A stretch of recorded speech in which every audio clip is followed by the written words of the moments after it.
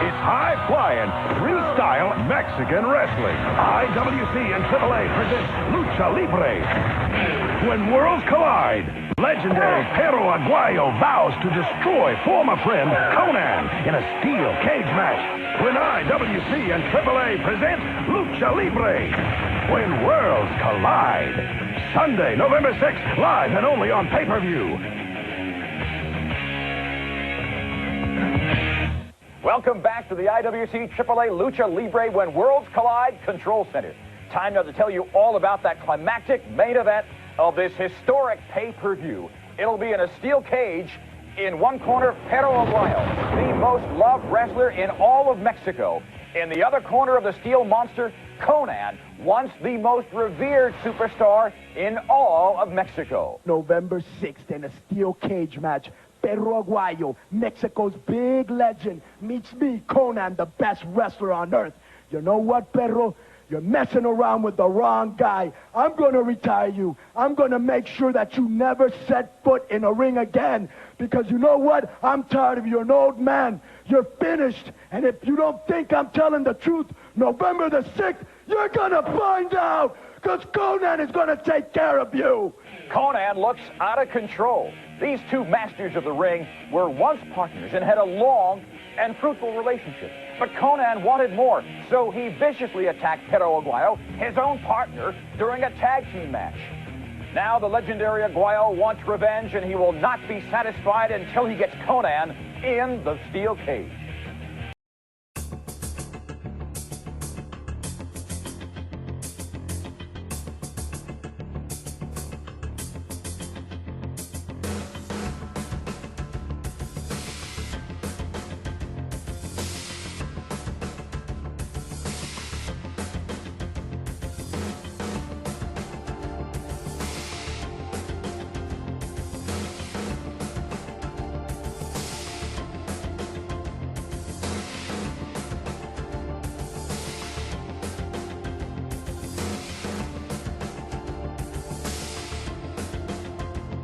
Folks, on the Squared Circle Time Machine, worlds are about to collide as AAA and IWC present When Worlds Collide 1994, right here on the Squared Circle Time Machine.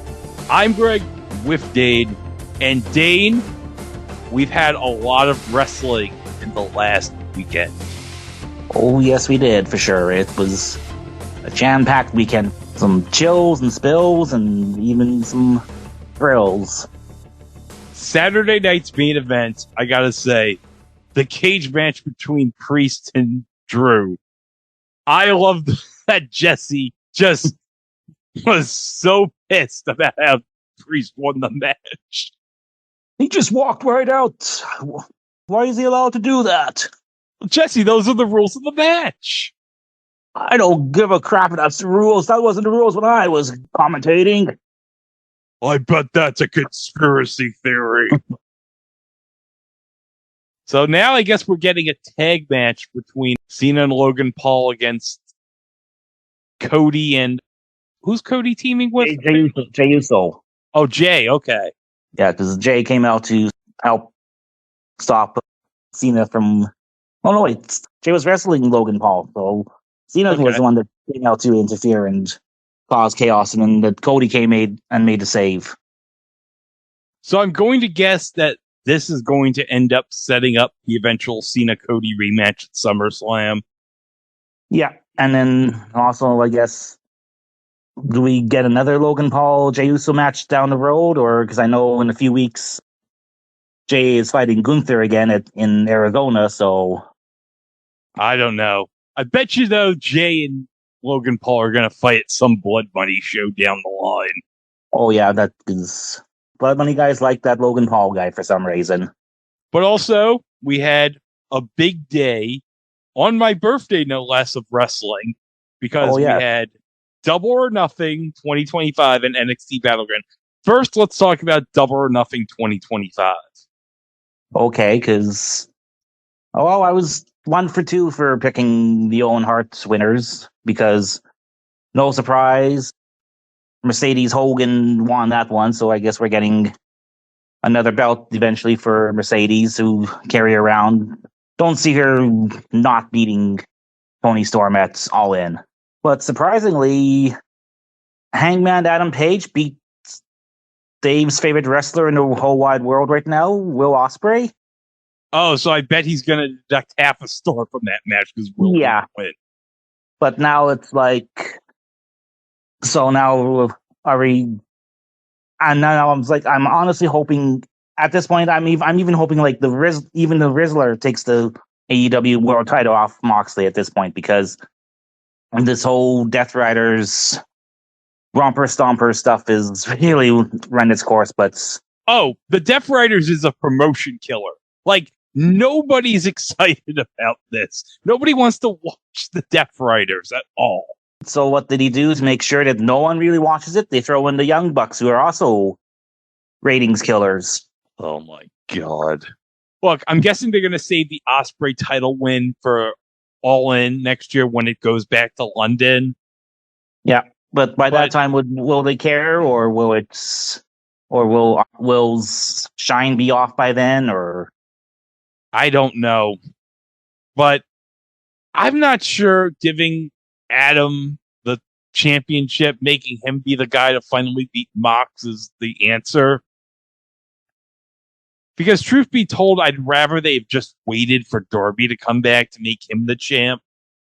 Is he still off in the Himalayas there, climbing Mount Everest?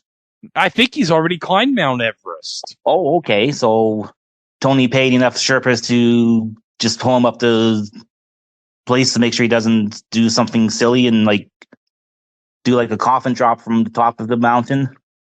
That would be kind of awesome if that's how Darby went out. Be the two things he'd be best known for. That, the glass spot at Revolution against the Young Bucks with Sting, and being on Sex Sent Me to the ER. So that's Double or Nothing 2025. And then NXT Battleground. So first off, we had the TNA World title switch hands as Trick Williams defeated Joe Hendry for the TNA Championship.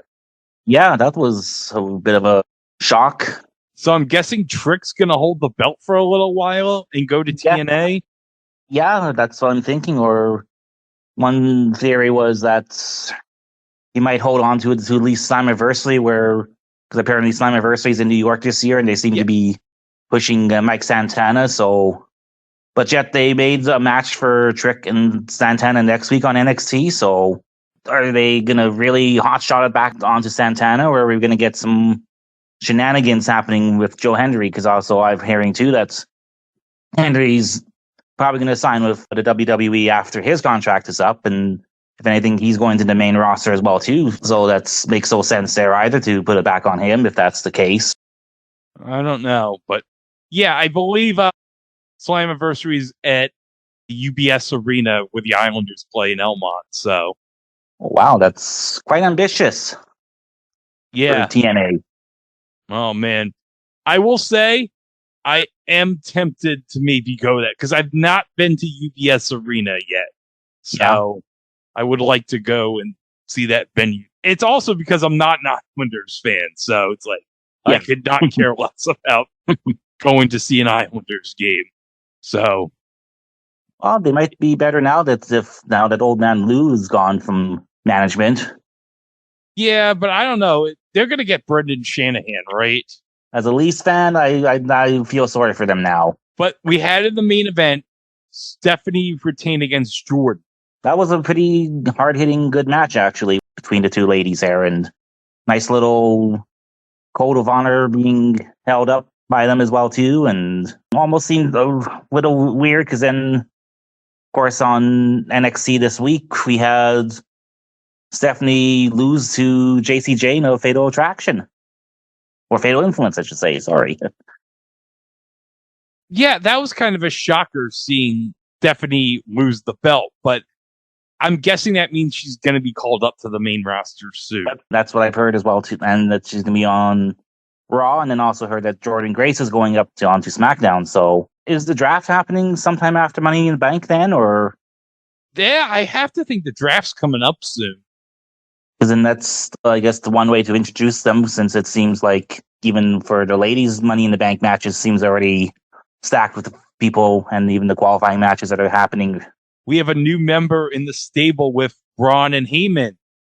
Yes, Big Bad Bronson Reed. He made a surprising return back on Saturday's night's main event and demolished CM Punk through the barrier, and then gave him a couple of tsunamis afterwards. Yeah. So obviously they have hope. I'm hoping that he stays healthy enough that they can have some kind of sustained push for him and Braun. Oh, definitely. You know what I'm thinking? That they might add 2 more members to this group. And you know why I think they might add 2 more members? To build up a War Games match at Survivor Series. That's what I'm thinking. That's what I'm thinking where this is heading. Like, it's going to be Rollins and crew versus, like, probably again it'd be like Roman and Punk and Sami Zayn and probably whoever the next 2 members are to counteract them. Yeah, and I think it'd be good. I'm trying to think, who would you add to this stable that they're building with Heyman? One person, depending if he's ready for a main roster. Because actually, I thought he was going to the main roster before, because that's why he dropped the North American title in that way. Obafemi. Yeah, that'd be pretty good. You know who I would love to see in that stable? Ethan Page. But he's now the North American champion, so I don't know if he's going to be called up yet. Yeah. Or who knows for how long, because he's now defending it against Javon Evans and the Laredo Kid and Ray Phoenix there at the upcoming Worlds Collide. So, well, that's a good segue, because we're going to go 30 years ago. We're not counting that NXT UK Worlds Collide. We're not counting that. No. We're counting the last Worlds Collide with AAA, when they teamed with the IWC and WCW to give us this pay-per-view from 1994. And Dane, I gotta say, when this pay-per-view was announced, I was like, I don't know if I'm going to be excited to watch some wrestling from another country with people I've never heard of. Mm-hmm. And I watched it because I really wanted to see it, because I knew somebody with a cheater box. And I really wanted to see this pay-per-view because WCW advertised it on their TV. And I watched it and I was like, wow, this is... I didn't know anything about work rate or anything, but I knew, oh man, these matches are really exciting. Yeah. Even though, as we'll probably discuss throughout later on in the show, like, obviously this show was available in Canada somehow. Like, I never heard of it, or my only knowledge of Mexican wrestling at the time was just that one throwaway joke from one of the old classic Simpsons episodes when Homer stole cable there, and they were like watching. He was like, "Ooh, pro wrestling from Mexico, down there, it's a real sport." I think my knowledge of Mexican wrestling at the time was El Santo movies that were like Samson versus the Vampire Woman on MST3K. Yeah. I think that was my extent of Mexican wrestling knowledge at the time.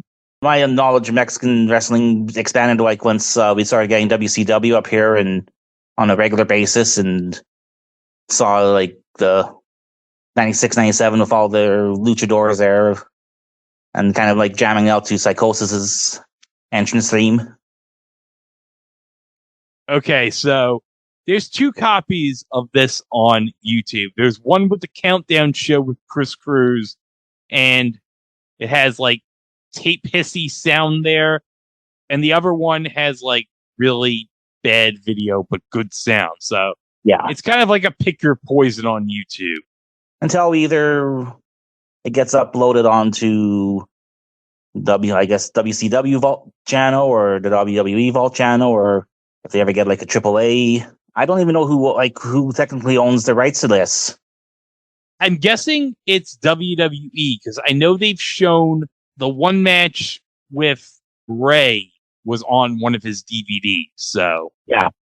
And as we kind of discussed, I think a little bit in the pre-show chatter, I think they even had like Eddie and Art Barr versus Santo and match there on Octagon recently on the WWE Vault channel as well too. So, oh yeah, we could talk about that when we get to that match. Oh yeah, for sure.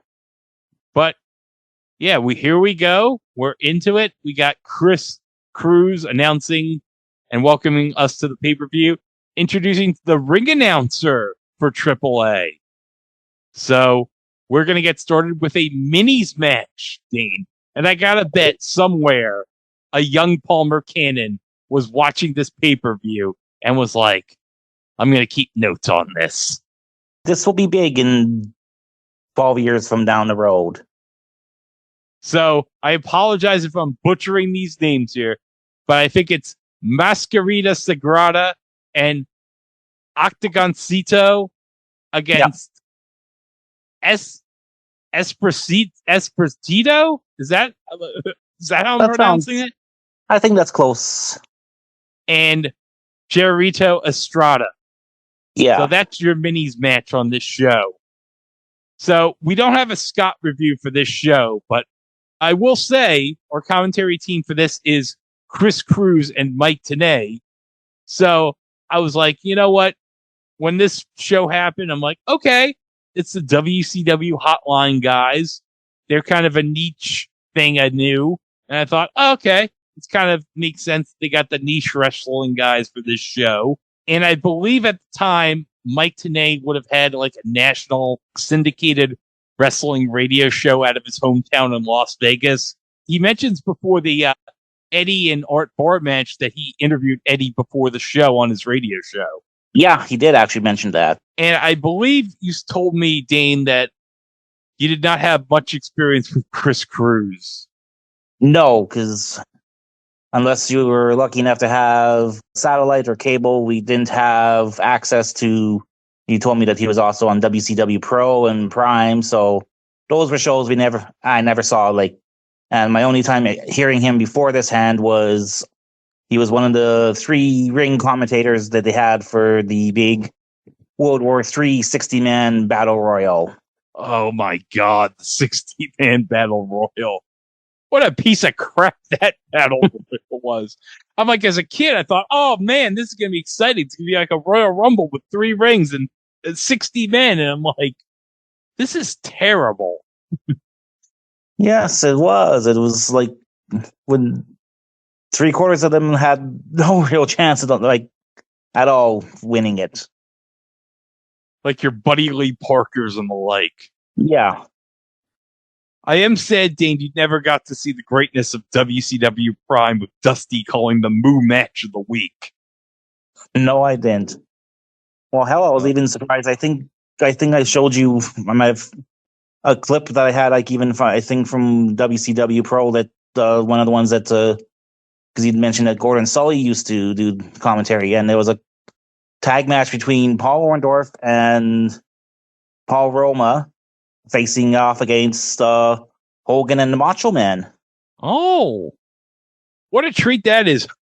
Gordon Sully calling a Hogan Savage match. Quite the surprise and surreal experience. It probably would have been like Vince and Guerrero calling like Steamboat and Flair match.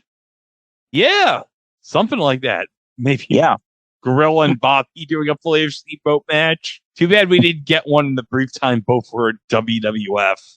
Yeah. Okay, so this match goes 8 minutes and 46 seconds, and Sagrada and Octagoncito get the victory. A lot of good moves in this match. Oh yeah, like that Mascarita Sagrada. Like I remembered him like even showing up a few times in like 96, 97, 98, like when WWF had their deal with AAA and their challenge exchange and stuff. Like I think it was even both like Mascarita Sagrada and Octagoncito were part of that, and they were wowed the crowds like especially Mascarita Sagrada. Like he's quite the athlete. Like, and I think they were just talking like there too, like in one of their previous matches. And I think I remember seeing a quick video clip of that somewhere along like where Jake the Snake Roberts like slammed him off like the top of the cage or something. Oh, that's like a crazy spot. I know.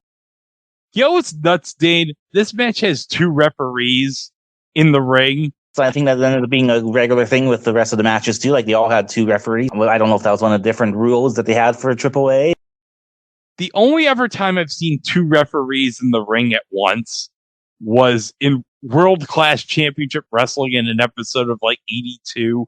There's like a tag match, and for some reason, David Manning and Bronco Lubitsch are the refs. And I'm like, why are there two refs for this tag match? Did like they draw straws backstage as to who was going to referee the match, and they both came up the same, and they were like, okay, I guess we're both reffing this match. Could be, or just even kind of like a weird thing, like tag match means two refs, so you can kind of like keep an eye on both opponents from not getting too shenanigan making. I don't know.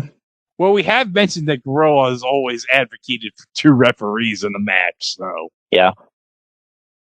So that's the opener, and now we'll go on to our second match on this show. We got the first of 2 6-man tag team matches coming up.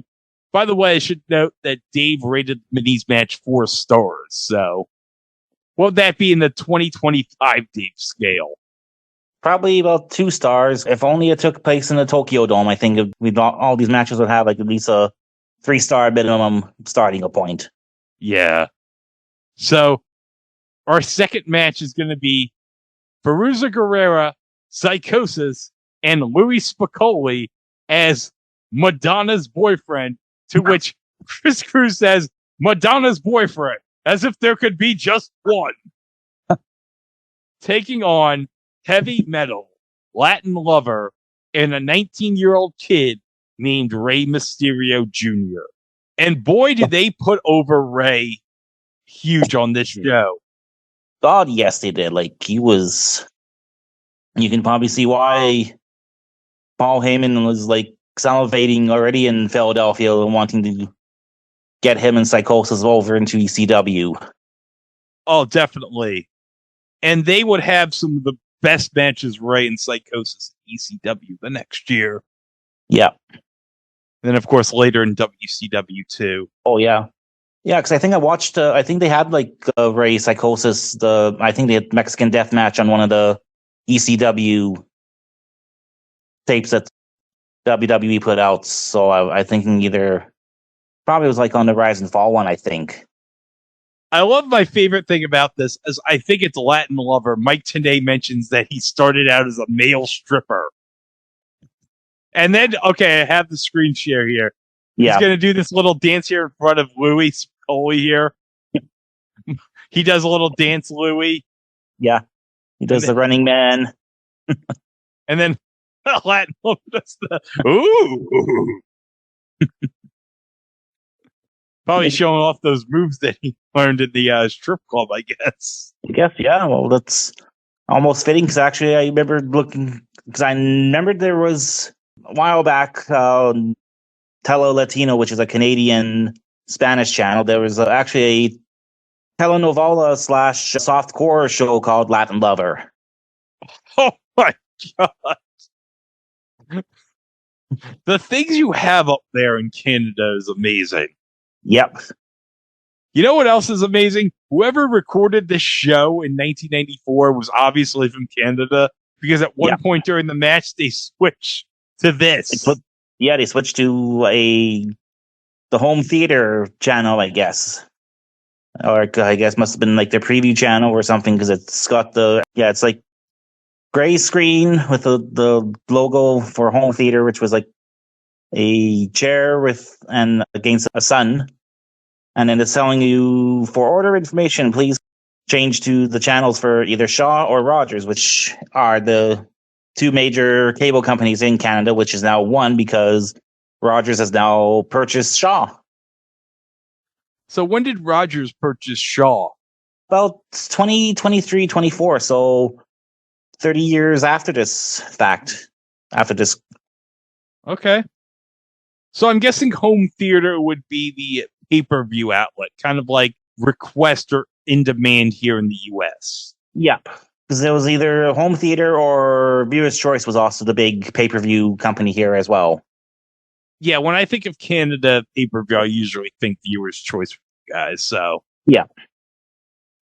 So, we get really weird ending to this match as the team with Guerrero, Louis, and Psychosis get the win here. on a tap out, which is just like comes out of nowhere. Like even I think, because I know Mike was explaining how the rules work, that you have to tap out the opposing team's captain or pin the opposing team's captain as well too to actually win the match.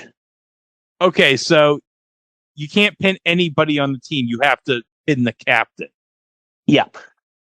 Well, that doesn't make sense, because if I was the captain, I'd just stay on the apron the whole match. Yeah. That's weird. Weird and wacky rules of Mexican wrestling. I guess so. But I will say, Ray was the highlight of this match. Like, yes. Even at 19 years old, I'm like, wow, this guy is amazing. Sharing you on the screen share this spot right here where he does this dive onto Louie. Yep. That is amazing. And I'm like, wow, this guy's only 19 years old and he's doing 19 this. years old, and he's, I mean, no wonder his knees are knackered as much as they are now today. Yeah. But goddamn, it's like, I think Chris Cruz at one point says he's going to be the biggest star in the next 20 to 30 years. And he wasn't wrong. He wasn't wrong. No, he wasn't. I have to say something about Louis Spicolli here, because the whole Madonna's boyfriend thing made no sense, as he doesn't really strike me as anything that could be a boyfriend of Madonna's. I don't know. It's just, or unless they're playing off the fact that like Spicoli was like a character that I think it was Sean Penn who played Spicoli in Fast Times at Ridgemont High. So maybe that's a play off on that, or. Oh, yeah, that makes a lot of sense. I didn't even think of that. Yeah, that's right. Yeah, because Sean Penn did play Spicoli in Fast Times. Yep. And he was married to Madonna. Yeah. But we also do find out that Madonna's boyfriend is also part of the big heel faction or stable in AAA right now called Los Gringos Locos. Yep, the Kodane's involved with too. Yeah.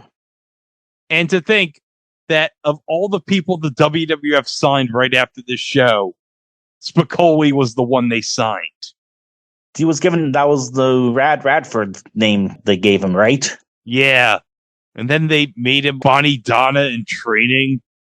But I do love this, that after the match, there's this random crawl here. Exhibition or distribution of this event by bars, restaurants, and other non-commercial establishments is strictly prohibited and can result in severe criminal and civil penalties. Well, good luck trying to prosecute now in 2025 when it's on YouTube. So Dave gave this 4 stars. So we have 2 matches in a row that Dave rated 4 stars. So now we're going to go into our second 6-man tag, featuring a team that 2 of the 3 wrestlers would have been familiar to American audiences at the time. 2 called Scorpio and Tito Santana teaming with, do I have to say it, Dane? Could we just call him by the name that he's using there instead of he should not be named? Yeah, Pegasus Kid. Pegasus Kid. You all know who he is. Yeah. Against Blue Panther, Jerry Estrada, and La Parka. This is like a Chikara Pro King of Trios match. The randomness of 80s, 90s WWF stalwart and Tito Santana, who's also got, I guess the Fed was nice enough to let him keep the El Matador jacket.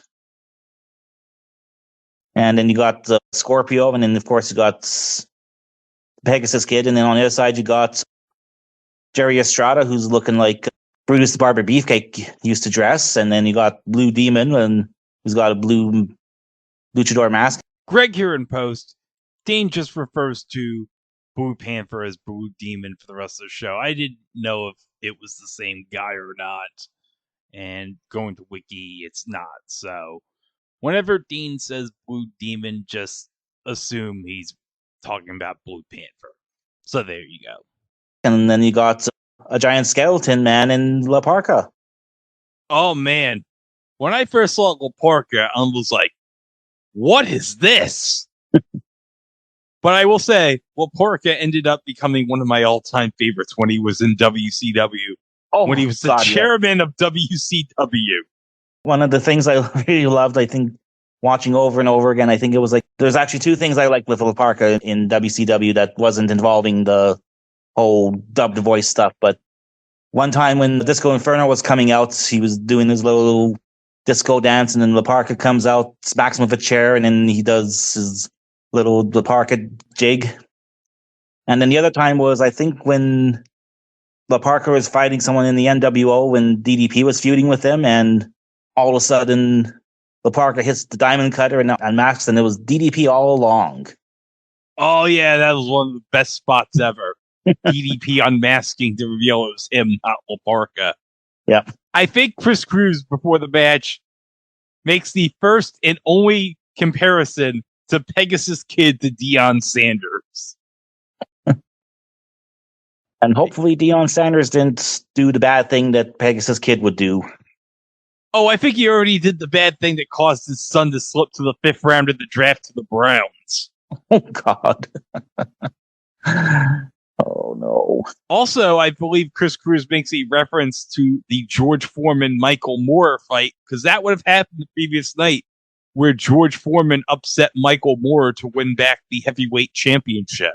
And I remember when that happened, when George Foreman beat Michael Moore. That was like a shocker, because it was like the conventional wisdom at the time was like Foreman was out of it. He hadn't been like champ in 20 years. I think he had fought Holyfield for the title 3 years ago and lost. I mean, part-time boxer at this point, because I believe he was still doing commentating for HBO. But when he won the title in 94, it was like, holy shit. And I think that actually was the impetus for Backlund with that brief run for the belt, because they do mention George Foreman winning the belt, because they were both the same age at the time. Yeah. But I will say this match here, the 6-man, is a very good match. Oh, yeah. And then you have a little bit of dissension on the Rudos side there between Parka and Estrada, as they seem to be not wanting to cooperate with each other too much. And Blue Demon kind of gets them to settle down for a bit before facing off against the Technicals. Now I'm going to put in the screen share here. I believe at one point of this match, Parka just goes outside to the ring and, he tries to, I believe the one guy who's not masked tries to throw a punch, and Parka just goes to the outside of the ring like, what are you doing? And he just was like, that. That's the list. I'm out of here. But it was nice to see Face Team get the victory here. Yeah. With the stars that at least the American fans know in Tito and Scorpio get dubbed. Yep. And let me just see what Dave rated this match. 3.5 stars. So when this is the lowest rated match on the card, that's pretty damn good. Oh, yeah, for sure. Okay, so now let's go into one of the two main events. It's a double mask versus double hair match between El Hijo del Santo and Octagon against Eddie Guerrero and Love Machine, Los Gringos Locos. Now, Dane, this was an epic feud here in Mexico because Eddie Guerrero and El Hijo del Santo's fathers, Corey Guerrero and El Santo, were tag team partners. Oh, yes. I remember Mike actually ran the history down a little bit about that. And then even that later on that El Hijo del Santo and Eddie would team up for a bit, but then Eddie turned on El Hijo. And then he joined up with Barr, Love Machine. Yeah. And they just go complete heel on the Mexican fans wearing American flag stuff. Yeah. And then I was even listening there too. I guess there was some big proposition referendum civic ordinance being voted on in California there about something to do with the immigration. Yeah, because if I'm not mistaken, I believe this bill actually destroyed the Republican Party in California. So that's why I believe California has voted blue since 94. Yeah. So this is a unusual match because this is best 2 out of 3 falls. Yeah. And I believe the rule is to win the fall. It's like elimination style in all 3 falls. I think so. Yeah, that's because again, the first fall was kind of like a weird pinning thing. Like Eddie had gotten like 1 fall in that pin, and then all of a sudden, oh yeah, Love Machine does the OG frog splash, which is a really fucking sick frog splash that Barr does. It was kind of cool finally seeing like the original frog splash where Eddie got it from. Oh yeah, for sure. And it was weird, yeah, because Eddie gets the pin, and then Eddie gets the pin, but doesn't get quite the fall yet because Love Machine does the frog splash, and then he goes for the cover, and then he actually gets the fall credit. Like it's. Yeah, I'm like, isn't the match over? And I'm like, no, it's elimination style. Okay, I guess that kind of sort of makes sense. Yeah, it's. Yeah, there again, Mike tries to explain it somehow, but I maybe wasn't paying attention enough to it or what, I don't know, but yeah, that. Okay, but I have it set up here. So how the first fall ends is it's kind of like the finishing move that Power and Glory used to do. Okay, yes, the power, called it the Powerplex. Where Hercules would do the plex off the top rope, and then Paul would do the splash off the top of the rope. Yeah. It's similar here because Eddie is doing the move to Octagon, and then Ort does the frog splash for the pin. Yeah. Oh, yeah. Okay. And I like how Ort just uses his fingers to count the pin there. 1, 2, 3, like a dick. And I think also there was some, because there was there again in match commentary, Mike Tenay mentions that one of the referees there, the guy in the suspenders, he was apparently involved with the title changing hands between from the last match that would happen with the Los Gringos versus Team Mexico, where apparently he took a bribe right from Eddie. Oh my God, he did? Oh man, that's almost as pathetic as when Ted paid for the plastic surgery for Earl. And Antonio Pena let him ref this match? Bullshit. Yeah, we'll get an appearance there right away from Antonio Pena too soon, so. Yeah, I was going to say, that's some Stanley Blackbird bullshit right there. Yeah. Okay, so, let's see. Second fall is Eddie pins Santo. Mm-hmm. And then it's Octagon by himself. And it looks like that they're going to win the second fall in the match. And Chris Cruz is like, oh, it's a shame. I guess they're going to have to unmask and all. That would be like really, really fucking terrible, I guess. Yep. So Ort and Eddie give Octagon an Irish whip. Yeah. And then Octagon slams both their heads down on the mat. Yeah. And then he's going for a move, and then Ort flips him, and Octagon goes right on to Eddie. He leapfrogged over Art Barr and knocked out Eddie, and flips over Eddie for a pin. Meanwhile, Ort is like distracted. He's doing like a Brutus Beefcake strut here. Yeah, he's strutting, cutting, and not paying attention, thinking that they won, but Russian leg sweep by Octagon, and he puts him in a submission hold, and that's the second fall right there. So now we're up to 1-1, and the crowd is excited. Oh, yeah, the crowd is like so pumped that they won the second fall. Oh, yeah. Oh, actually go back with on the screen share. There's like the old lady there with a red blazer and white dress shirt. Like she's really excited. Like almost like I would almost call almost a stunt granny. Yeah, she's kind of like a stunt granny for this show, the designated stunt granny on standby. Yeah. Mm-hmm. They actually drew like a really big crowd for this. I looked on Cage Match and it said like 13,000 fans. Yeah, I read that too on Wikipedia about, like it was 13,000, which looks a lot more in there because like even I know this was the infamous relocated site for WrestleMania 7 because of the bomb threats. And I believe, if I'm not mistaken, there is a Between the Sheets episode with Zellner and Bix regarding this pay-per-view from this week. So I'm going to, I wonder, you could probably find it in the archives, that episode, but I remember that being really good. So now we go into the third and deciding fall of the match. So Octagon apparently gets hurt in the deciding fall. Yeah, he takes the dreaded pile driver.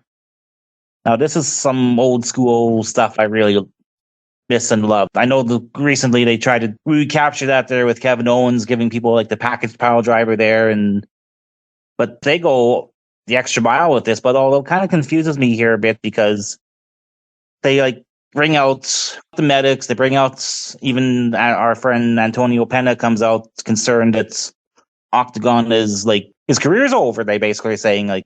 Then, like Tanay says, there's a reason why that move is banned in Mexican wrestling, apparently. My favorite part of this, when Octagon's being treated and he's going into the ambulance, like Chris Cruz compares it to the recent announcement that Ronald Reagan got Alzheimer's. Like, what? What? Ah. So, Octagon, his career possibly being over, is the same as the Gipper. Gipper having his mental faculties finally deteriorating enough that it's actually being able to openly talk about it. Okay, Chris Cruz. Oh, now he's going to send us a nasty DM. But it looks like they're going to do the same thing again as they did in the first fall. Eddie's got the plex off the top rope. Or it's going to go for the frog splash right here. And it looks like this could be the end of the match. But you're not going to believe this, Dane. Santo kicks out of the pin. He kicked out of the pinfall attempt. Yeah. And now it's basically a handicap match now between Santo and the Gringos. So Eddie has Santo in a full Nelson. Or it's going to go in for the attack. But Santo ducks and Ort nails Eddie, and he goes outside to the ring. Santo with a drop kick. And Santo is going to go onto the top rope here. Dive onto Eddie onto the floor. And then, from behind. Blue Demon, I think. Or a Blue Demon. Comes and pile drive Art Barr. Yes. So why does Octagon get the basically death treatment? Here we see Art Barr getting, Santo pins him, but no one's coming to save the dastardly heel from being, just about paralyzed. I guess he learned how to take the bump, I guess. I don't know. Maybe because he's got like special powers. I don't know. I guess, yeah. Maybe his mullet's hair strength kept him from not getting completely career ended. Oh, yeah. It's a shame that the New Gen podcast never covered this pay-per-view because it would have been awesome to see who would win Mullet of the Night from Adam Wakes between Eddie and Art. Yeah. But okay, now we're going to head into the finish of this match right here. So Eddie's going for a full Nelson attempt. Santo reverses it, puts Eddie into a, what would you call this move, Dane?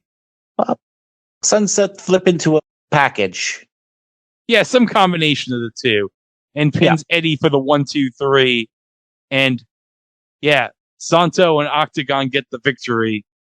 And that means, Dane, that while Octagon is being... while he's being escorted out into the ambulance, again, we get the punishments for... If you're trying to show this pay-per-view for commercial purposes, but if you're not a bar or restaurant off the jail, you go crawl again while Octagon's being loaded into the ambulance. And we have Santo celebrating, but now we get the stipulation held off right now with that Art and Eddie get their hairs cut. And for some reason, Art Barr's cutting Eddie's hair and vice versa. Yeah, I love how Art's like crying and Eddie's like, just freaking cut the hair, Art. There goes Eddie's glorious mullet. Yeah, it's weird because part of his mullet is obviously like dyed blonde. Yeah. That was weird. Yeah. Thank God his mullet so lives on in spirit with his illegitimate son, Dominic Mysterio. Alleged illegitimate son, Dane. Oh, right. Alleged. But then I think, sadly, this is also, 'cause I was reading up on this show on Wikipedia, and I think about 17 days after this show happened, I guess that's when Art Barr tragically passed away. Yeah.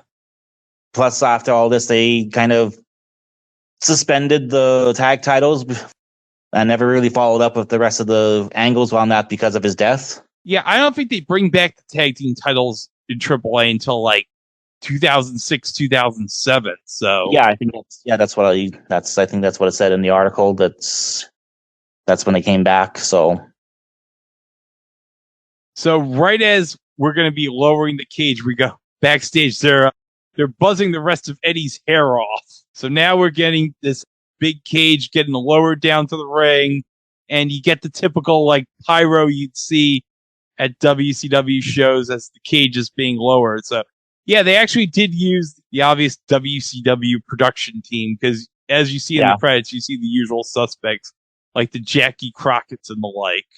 Yeah, well, yeah, like even I saw like right away, like Eric Bischoff was credited as executive producer. So yeah, and I know some of the familiar names I'd see in the credits of WCW shows, like your Gary Jesters and Bob Dews. Plus, Mike Tenay was like promoting the upcoming Clash of the Champions that was advertising a 6-man tag between the Three Faces of Fear and Hogan, Sting, and Evad Sullivan. Oh, yeah. Hey, I don't know. Maybe one day we'll cover that Clash of the Champions. You never know. Yep, never know. Okay, so now we have our epic rivalry cage match between the AAA champion, Konnan, against Perro Aguayo. Now, this is not for the title. By the way, I should mention that our last match got 5 stars from Dave, the 2 out of 3 falls tag match. So, understandably. So, Konnan's coming out, and it's mentioned by Chris and Mike that Konnan is such a big star, he's starring on a Mexican soap opera. And people in Mexico stop what they're doing to watch Konnan on the soap opera. I'm trying to think what the equivalent of that would be here in America. Bret Hart on General Hospital or something? Actually, that would have been better than Bret Hart in that Lonesome Dove series that was... Oh, yeah, that would be much better than that. Or like maybe if it was like the golden era, I don't know, Randy Savage on Falcon Crest or something. I don't know. Yeah, Falcon Crest or Dallas or Knots Landing, one of those shows. Oh, there you go. Junkyard Dog showing up on Knots Landing. Oh, yeah, that'd be awesome. Getting into it with Donna Mills. I would love to see that. But Perro Aguayo comes out, and you know what, Dane? I haven't seen like anything of Perro Aguayo in my life before or after this, but holy shit, this guy is like a mega star here.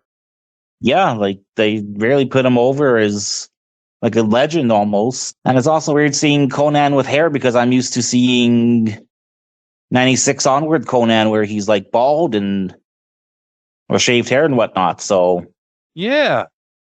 Perro's like holding the Mexican flag with some like fans outside of the ring before he enters the cage.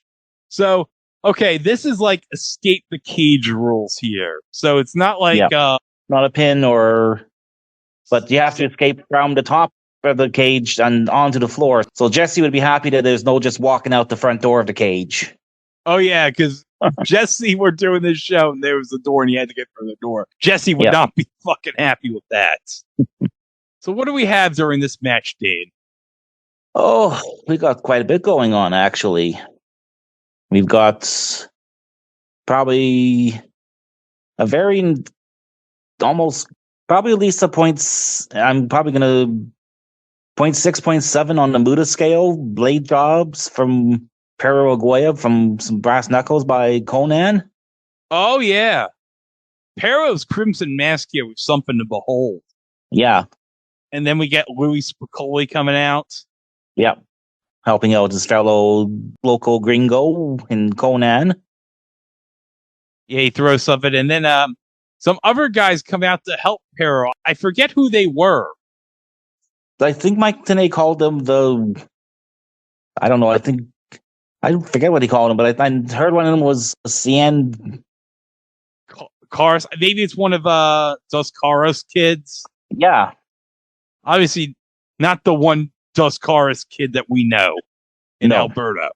So yeah, because we got both Spicoli and freshly shaved Eddie coming out to help out. So it's Los Hominas Dinamita. I hope I'm pronouncing that right. Sin Caras. Yeah. Masakara Anno 2000 and Universa 2000. Okay, I think Mike called them in English. I think it was the Dragon Brothers or something like that. All right. So Hero gets the victory. He goes over the cage. Yeah. And he gets the victory.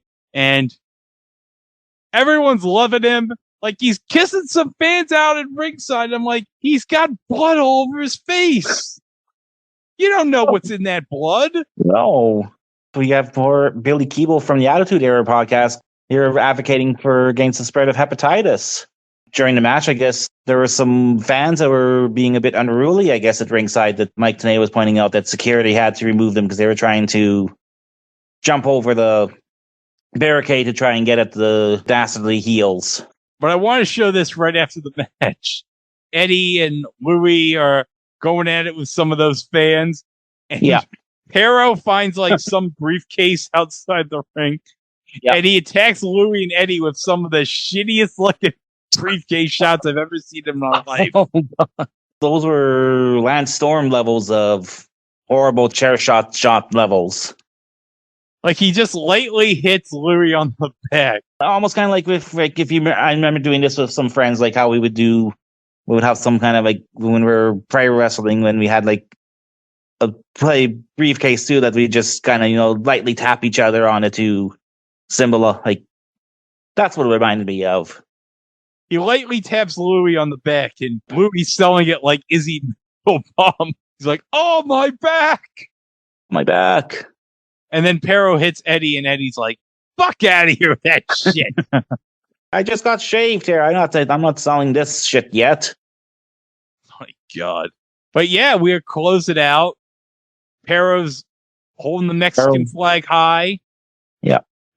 And now we get our closing credits. So let's see the closing credits, Dane. Because I mentioned we see the familiar WCW. It's IWC AAA, Director of AAA, Juan Francisco Cortez, Supervising Producer for AAA, Aura Arcalian, Associate Producer for AAA, Arturo Mendez, Associate Producer AAA, Carlos Arcalian. Is that Konnan? His real name? I think so. Carlos is definitely his first name, so that could be. Music Coordinator, Willie Lopez Lacoma. Production Coordinator, John Pancho Kirkendall. Production Event Coordinator for IWC, Gerald Scott. Susana Rosas, Assistant to Mr. Pena. President Univisa, Jamie Escondon. Yeah, let's go with that. Yeah. Antonio Pena, President of AAA. Ronald L. Scholar, President of IWC. Daryl Brooks, Vice President of IWC. For WCW, Director Craig Lovers. Producer Neil Pruitt. Technical Director Rick Francer. Audio Engineer Rick Wallace. Associate Director Rob White. Technical Manager Ernie Watts. Video Pete McIntyre. Don Englehart. VTEEIC John Weiser. Camera. Okay, here are your usual suspects. Ricky Lassiter, Sharon Hill, Tex Fay, Mike Schneider, Jackie Crockett, Gianni Fortune, Edgar D. Spira, Gary Zeitlow, Cam Mate Operator, Ray Gonzalez, Videotape, Timmy Jones, Ken Horstman, Audio, Joe Sporacino, Salawi Anastasian, yeah, we'll go with that. House PA, Al Smith, Paragon Productions, Bob Marshall, A1 Audio. Production Coordinator, Annette Yover. Stage Manager, Juan Venezuela. No relation probably to Fernando Venezuela, the late Dodgers pitcher. Lighting Design, Jeff Bornstein. Pyro, Keith Hellebrand. Beyond Bullies Productions. Infinite, Marika Calvalis. Production Manager, Will Bird. Video Wall, Nocturne, Eric Hopp. Generated, Motion Pictures and Events. Carpenter, Kevin Spinks. Lighting, Light and Sound Design, Vent Promoter, Daryl Brooks. Special thanks to Joe Furran, Mike Jacobo, IATSE, Local 33, the LA Sports Arena, Uplink, PSSI, Vision Accomplished, Mobile Facilities, VTE, Catering Services by Volume Services and Ron Price. Graphics Producer, Michael Smoshit. Pre-production editing, Kemper Rogers and Stephen Taylor. Audio research by Woody Kurse. Director of Marketing Pay-Per-Views, Mike Weber. Marketing, Renee Vance, Len Brent. Public Relations Manager, Alan Sharp. Unit Manager, Joyce Atkinson. Director of Business Affairs, Gary Jester. Okay, so now we get the big names coming up. President Bill Shaw. Executive Vice President Bob Dew. Supervising Producer Craig Levers. And do we get a credit for Eric here? We get Vice President of TV Production, David Crockett. And yep, Eric, Senior Vice VP. President. And that is it. And then we get, okay, we're supposed to get the Starcade promo because that's technically the next pay-per-view coming up. Yeah. But the friggin' IWC AAA banner in the corner here prevents us from seeing the whole image. Oh, the whole image, yep. We just get Cade. No, Aid 1994. Aid 1894. And it's live at 6:30 p.m. Central. But Dane, how am I going to know what time it is in the Eastern time zone? Oh, probably just add an hour or whatever. I don't. Copyright 1984 for IWC and AAA, but it's for World Championship Wrestling Inc. Somebody really fucked up on the WCW side with that. A good old WCW with their production errors. Boy, I sure hope someone was fired for over that brown blender. So Dave gave the cage match between Aguayo and Konnan 3.5 stars. So let's review. We had 2 matches Dave gave 3.5 stars to, 2 matches 4 stars, and the tag match was 5 stars. So I guess 1994 wrestling here in the United States, as much as I love wrestling in this era. Mm-hmm. That was... Oh, it was a drizzling shits. I mean, unless you were a fan of ECW, nobody was watching or going to shows back then. No, I mean, between even like WCW has always been kind of, well, I think the business picked up like once Hogan got there. But even when you think back to WWF at the time, like I think they just lost between everything from Vince almost going to jail for the steroids distribution charges, and then also I think around that time they settled like the $25 million suit with Charles Austin there for the rocker dropper thing with Jannetty. Yeah. The closest thing I can think of that would match anything on this match show would have been actually the stuff between Brett and Owen at this time in 94. Yeah, because that would be the only thing like wrestling wise I can think of that could compare to that in 94 domestically. Yeah.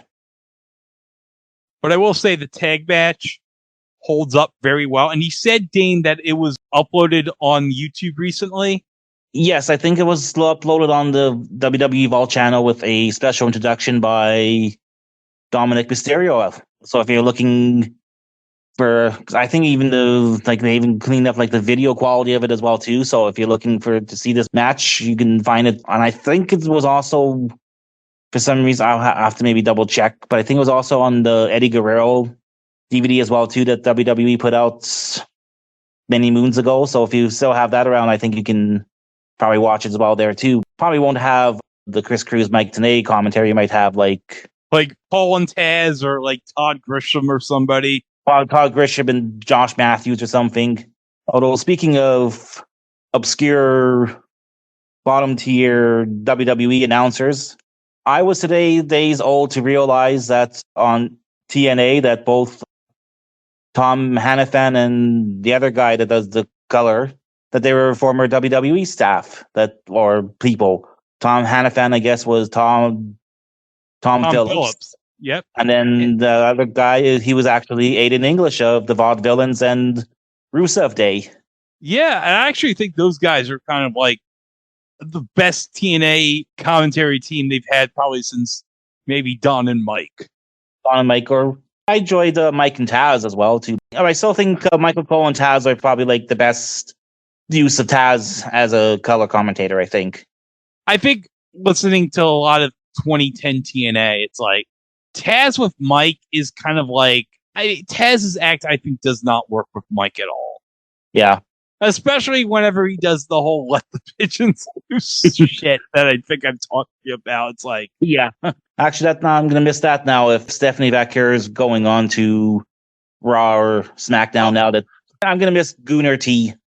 Oh, whenever he goes up, oh, here we go. Oh, here we go. Oh, we go see it. Here we go.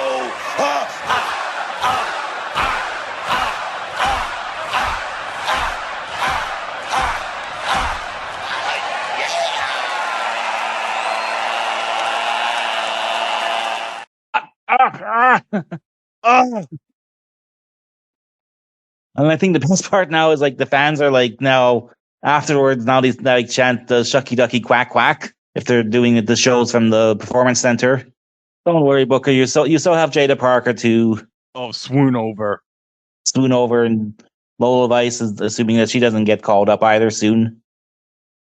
Just think, Dane, only about 3 more months until we can finally have Corey Graves back on Raw. When thankfully McAfee will be busy with College Game Day, we won't have to hear him on commentary. Yeah. Oh, that'll be such a glorious day. Well, there you go. But that'll turn him face. So that I was going to say, well, maybe have the two Brawns beat him and send him packing for the next few months. Oh yeah, but he won't sell that fucking shit, McAfee. No. He won't be like fucking Tony Khan at the draft with the fucking neck brace. Yeah. Oh, speaking of that fucking shit with freaking Jack went nowhere, huh? Yeah.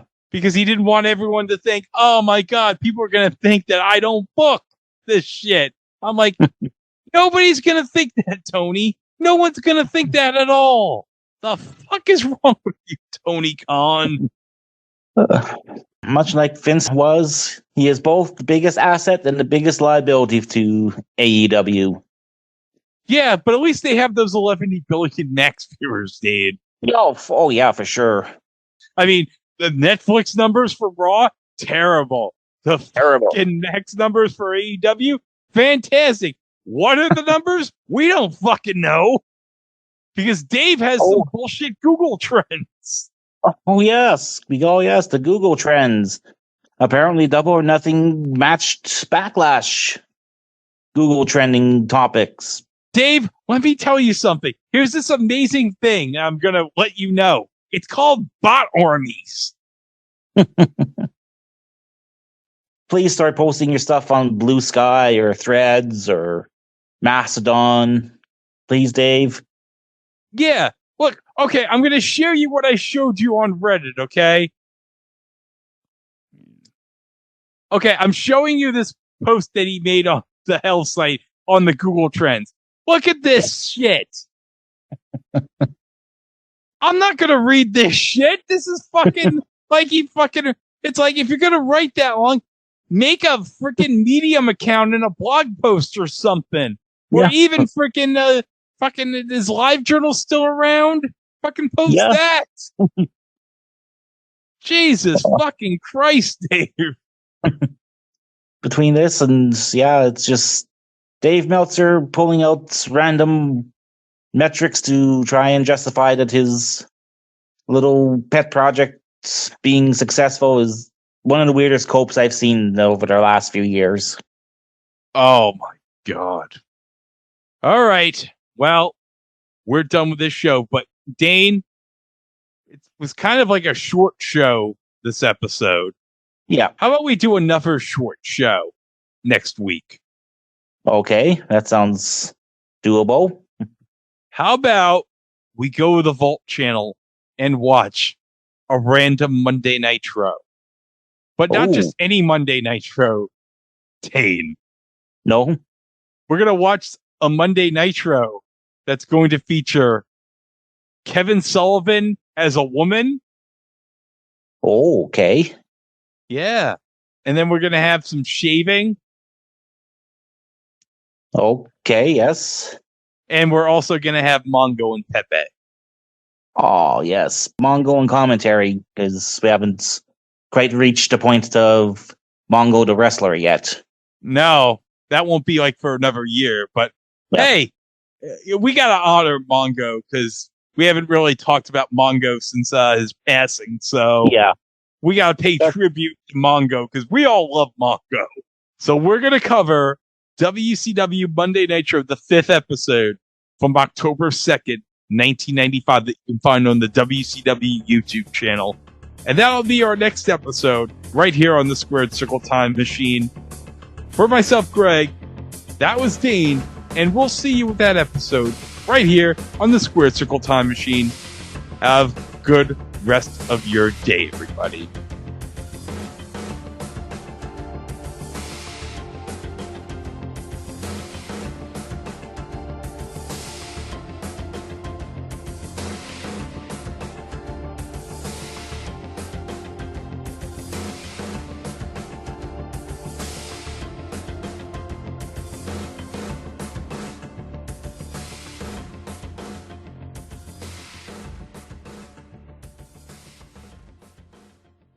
Drew McIntyre has not moved. Damian Priest will walk out of the ring. Instead of pinning McIntyre, he'd rather deliver the ultimate insult, embarrassing McIntyre and waltzing out of the ring to win the steel cage match. Wait a minute. Here is your winner, Damian Priest. Wait a minute. How do you win it going out the door? Well, that's the rule. I thought you had to go over the top. What kind of BS is that? Well, that's how the rules work. He can walk out the door. I'll throw in there and say you walked out like a coward. Not today. Well, that's your take, Jesse, of course, but nonetheless, he could have at least gone over the top of the cage if he's going out. McIntyre walks out the door. Give me a break. The one who is being attended to.